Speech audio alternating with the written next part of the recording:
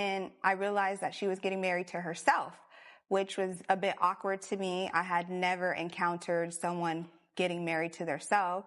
And I made a strong opinion about that. And she was very, she kicked me out of her wedding because I felt it was weird. I was like, are you serious? You're really marrying yourself, girl? So why was this news to you? Presumably you got an invitation.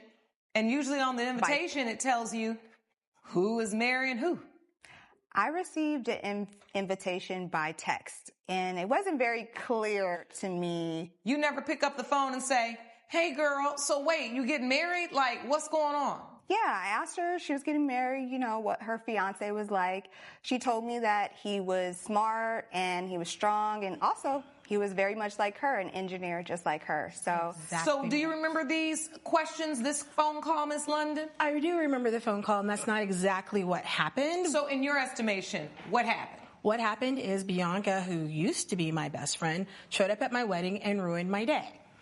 Basically, it was a self-affirmation day for myself, and I tried to explain it to her. When I called her, she didn't answer. When I texted her, she didn't respond. When she finally got around to calling me back, she was barely listening on the phone. I never said he, but I kept saying, I'm having an amazing event. I am so proud. I wanted to share my personal growth with what used to be my homegirl, and she wasn't even listening to me on the phone.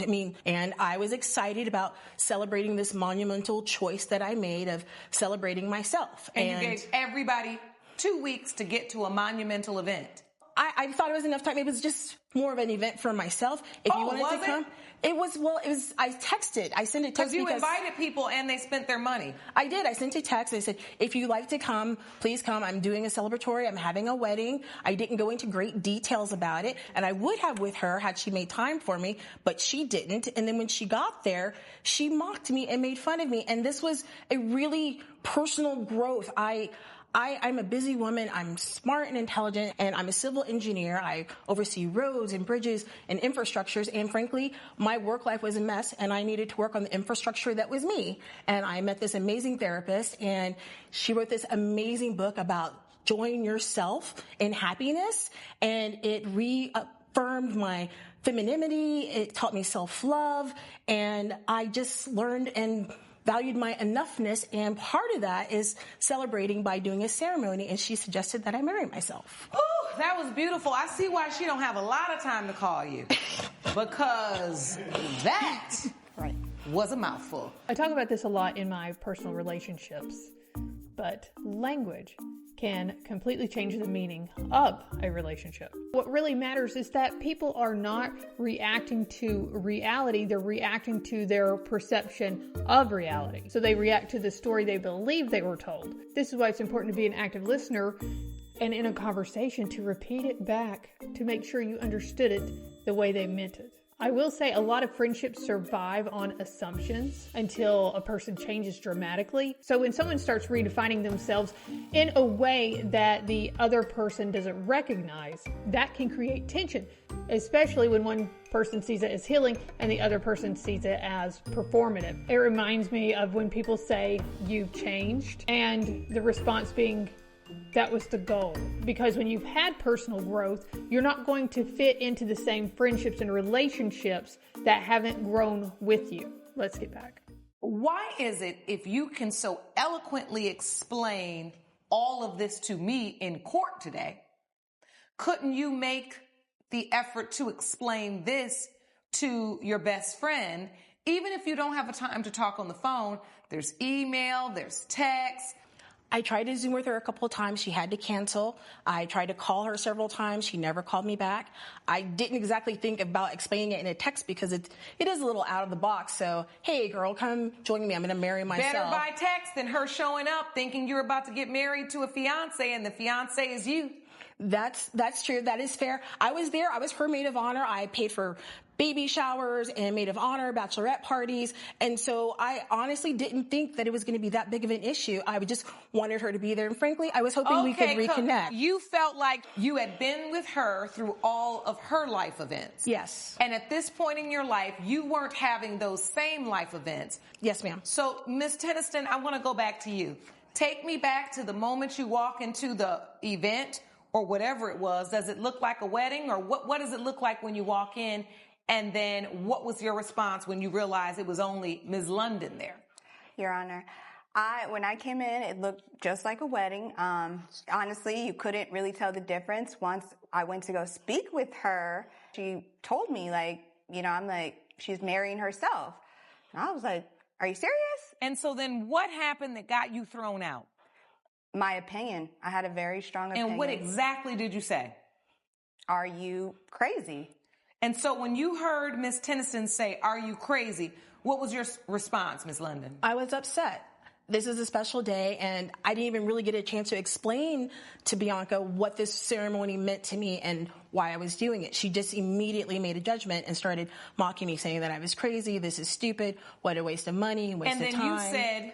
I said, you need to leave if you don't want to be here. And then she said, I'm just telling you you're crazy. And I said, then you can just leave. You need to leave. In fact, you need to get out. And I had my brother escort her out. All right. So you got thrown out. Yes. And so now you're here in court suing. Why? Because you feel like she owes you for all these travel expenses. First of all, it took a lot for me to even get down. I have a mother that's sick and a young son that I had to find a babysitter for. Like, I've always supported Tisha and everything she's done. I even tried to hook her up with a few of my husband's friends. Yeah, who were dumb and wanted me to dumb down to them. They wanted a little housewife Instagram model. Her, and, I just felt like it wasn't reciprocated. I'm not going to lie. End. Some of these Instagram models, they're quite smart. They're making an entire living off of taking pictures and clothes. I got to figure out how to do that, Sean. That's true.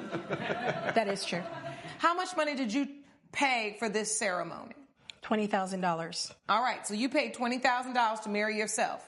Yes, ma'am. And then after you got done, did you feel any differently? Were you feeling empowered and inspired? Honestly, yes, I was. And I hope I inspired some other people who were there. I think that she missed the point, and she missed an opportunity to see something that was really transformational for myself. Oh, she missed the point, all right. She missed the point that this was a commitment ceremony to yourself, not necessarily a traditional wedding, but a commitment ceremony. The biggest issue here was not the self-marriage, it was actually the expectation.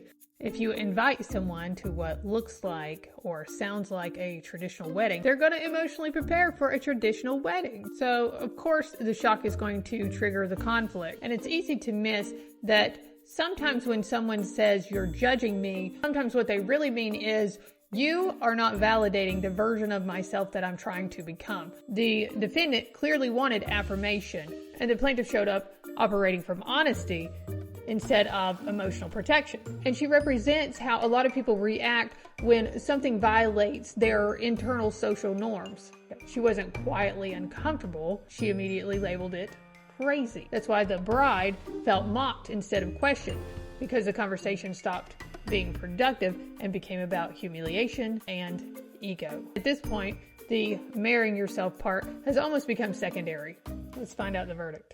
I've heard enough, because this entire thing doesn't seem like it represents what a best friendship of 20 years would look like at all. I don't care how many kids you got. You get a text from your best friend that I'm getting married. You make time to call, text back, have a conversation. I didn't even know you met anybody. Who did you meet? That's wonderful. Oh, you're marrying yourself. A commitment ceremony. Oh, that's interesting. Where did you learn that from? It just doesn't take that long. Right. It makes zero sense. Agreed. Do you agree, Valerie? Yes. If it's your best friend of 20 years. With that said, Miss London, this is your best friend of 20 years. You know good and well people need to understand what kind of event they're coming to. And I'm just being very clear with you. I can rule on this case, or you all can take a minute and figure out how you can work that out. Do you have something you'd like to say to your best friend, Ms. London? I missed you. I miss you, and I just wanted you to be there. And I know it's weird. I've always been a little out there, but you've always been ride or die with me. And I really don't care about the money at all. I really don't care. I just wanted you to be there because I miss you. I do accept your apology, but I still feel strongly behind my opinion, and I would like to be compensated for my loss. You just said, I don't care about the money. Are you willing to pay her $650, or would you like to say, can we split it? Or I'd like to offer you this. What would you say? I'd actually say let's split it. I mean, I've been there for you financially as well when you had all of your ceremonies, baby showers. Will you meet her halfway since she's been there for you for all of your events? I will take half of the money. Perfect. Judgment for the plaintiff for $325. That was not so bad. That's how friendships work. All right? Best of luck to you. Court is adjourned. That was an interesting verdict. I actually liked how they worked that out. What really stands out there is how neither the plaintiff nor the defendant changed their opinion. The plaintiff still thought it was strange, and the defendant still thought it was meaningful. But at least the conversation stopped being about winning and started being about two people actually caring about each other. A lot of long friendships don't survive because they agree on everything. They survive because their relationship is more important than being right.